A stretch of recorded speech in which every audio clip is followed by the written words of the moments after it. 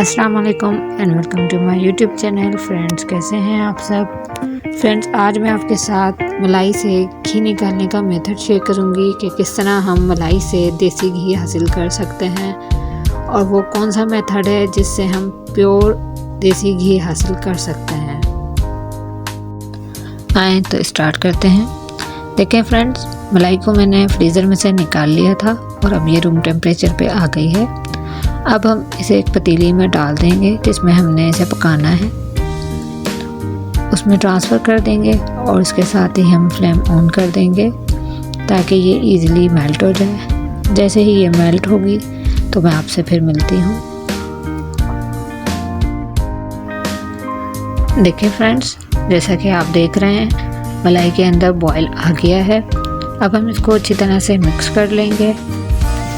ये देखें, सारी मलाई इसके अंदर मेल्ट हो गई है। इसको हम अच्छी तरह से मिला लेंगे ताकि मलाई हमारी नीचे जल ना जाए।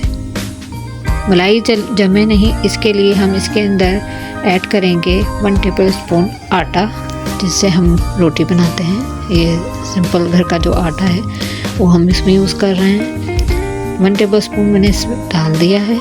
इससे हमें ये बेनिफिट होगा कि हमारी जो देगची है वो जलेगी नहीं, मलाई नीचे से जलेगी नहीं और इजीली हमें प्योर देसी घी मिल जाएगा। तो हम इसे अच्छी तरह चला लेंगे ताकि इसके अंदर लम्स ना बने और आटा इसमें इजीली मिक्स हो जाए।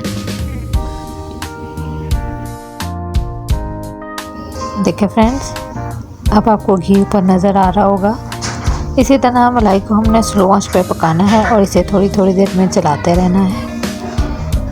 देखें, जैसा कि मैं आपको चमचा चला कर दिखाती हूँ कि हमने जो इसके अंदर आटा डाला था उससे हमें बेनिफिट ये हुआ है कि हमारी मलाई जो है वो पतीली में जल नहीं रही है। और ये देखें माशाल्लाह किस तरह हमारा सारा घी जो है वो ऊपर आ गया है। तो अभी हम इसको और पकाएंगे ताकि हम इसमें से मज़ीद घी निकाल सकें। देखिए फ्रेंड्स, थोड़ी सी मेहनत से हमें कितना अच्छा प्योर घी हमने मलाई में से निकाल लिया है। इसी तरह मैं इसको थोड़ी थोड़ी देर में चलाती रहूँगी। इसके साथ साथ मैंने अपने और भी काम किए और साथ में हम अपने मलाई को भी देखते हैं कि इसमें से हम जो मलाई निकाल रहे हैं वो कहीं जल ना जाए। तो ये देखें, मैं आपको दिखाती हूँ कि हमारी पतीली ज़रा भी नहीं जली नीचे से और ना ही हमारा घी में से जले हुए की किसी भी किस्म की कोई स्मेल आई।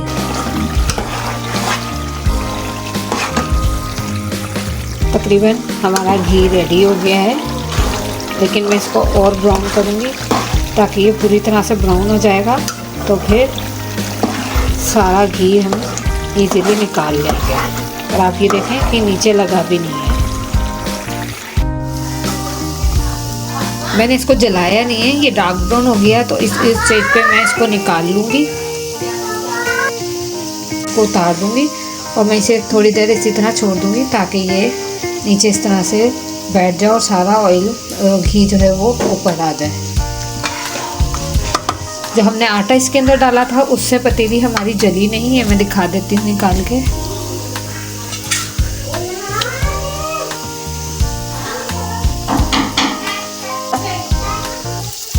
ये देखें आप, पतीली हमारी बिल्कुल भी नहीं जली।